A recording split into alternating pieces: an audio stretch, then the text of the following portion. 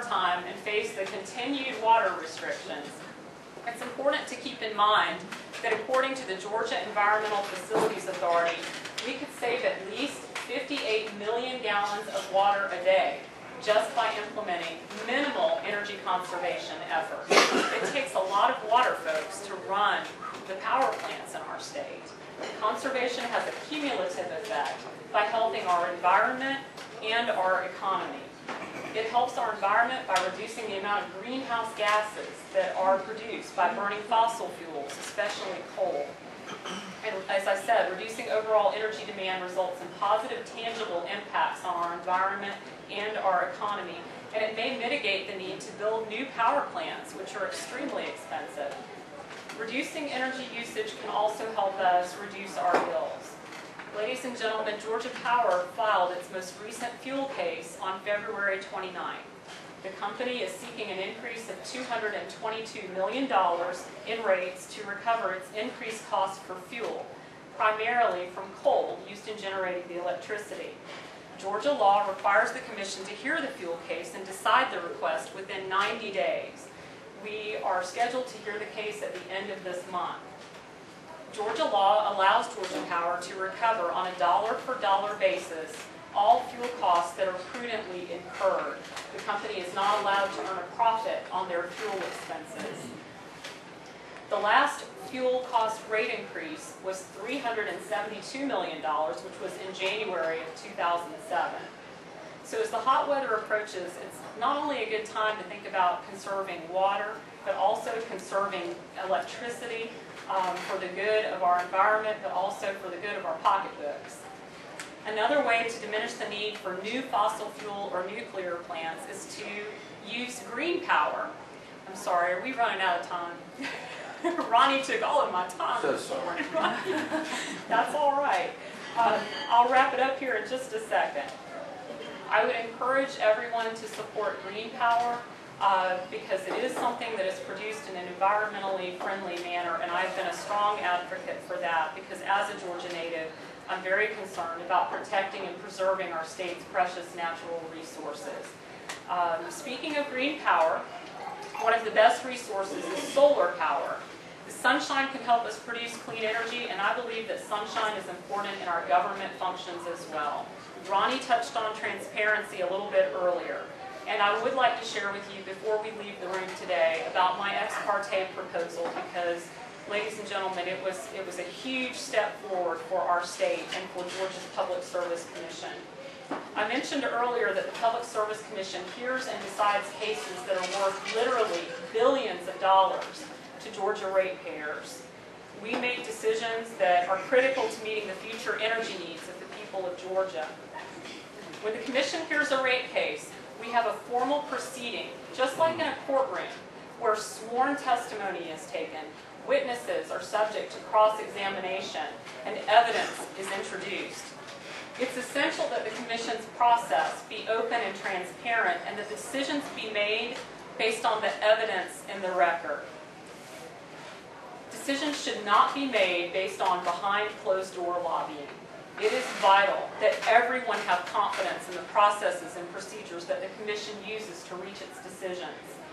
This year, the Commission is scheduled to decide whether Georgia Power should be allowed to build 2 new nuclear reactors in our state. It will decide what, if any, new measures should be adopted to reduce energy consumption. 3 months ago, in December of 2007, the Commission approved a $1 billion rate increase for Georgia Power. Next year, the Commission will hear the Atlanta Gas Light Company rate case and decide whether Atlanta Gas Light customers' base rates should be increased or decreased. The Commission decides how much natural gas capacity is needed to serve customers on the Atlanta Gas Light system and what to do with the profits from those assets when ratepayers don't need them. With issues this important and with so much ratepayer money on the line, it is vital that everyone have confidence in the processes and procedures that the Commission uses to reach its decisions. The best way that everyone can have confidence in the Commission and in our government is transparency.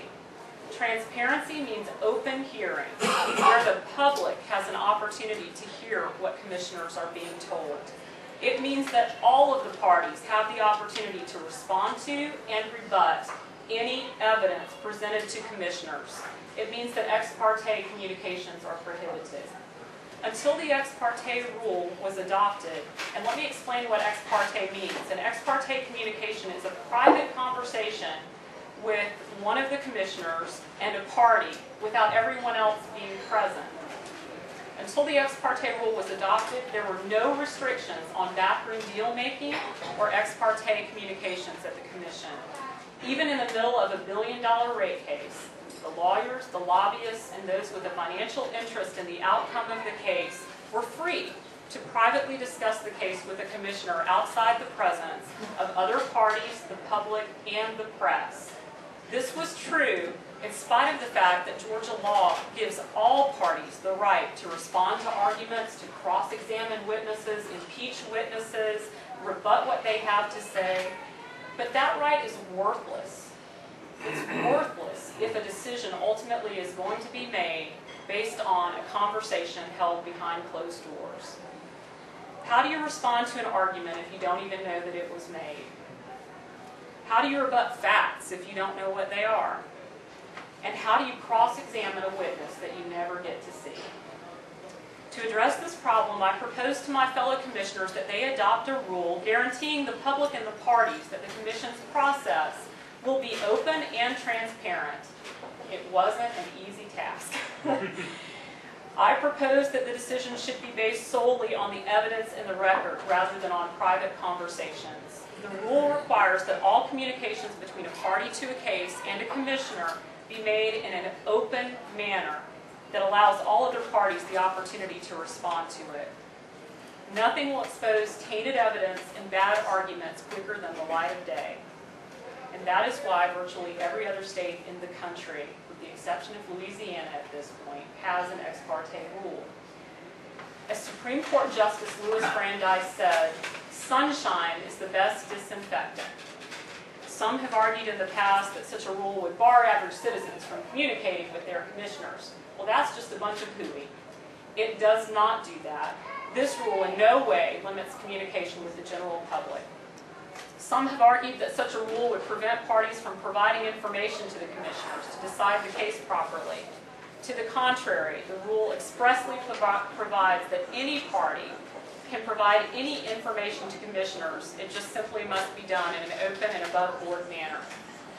Ladies and gentlemen, Georgians deserve to have confidence in their government and in the processes and procedures that their elected representatives use.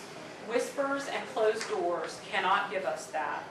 Our forefathers taught us that we must be ever vigilant in protecting our freedom. As James Madison said, a popular government without popular information or the means of acquiring it is nothing but a prologue to a tragedy or a farce, or perhaps both. I thank you to all of you who inundated the commission with emails. Ronnie, I understand the 200 emails per hour because they were coming rapid fire. This issue struck a nerve and got people excited about what's happening at the Public Service Commission like no other. And ladies and gentlemen, it was because of you letting your elected representatives on the commission know that this was an important issue to you, that together we were able to bring the Georgia Public Service Commission into the 21st century. So I thank you all for your support because we did it together. Well, some things change, some things never seem to change, and some things surely do still need to change. And that would be evidenced, I think, by the AT&T Bell South divestiture. They are reunited.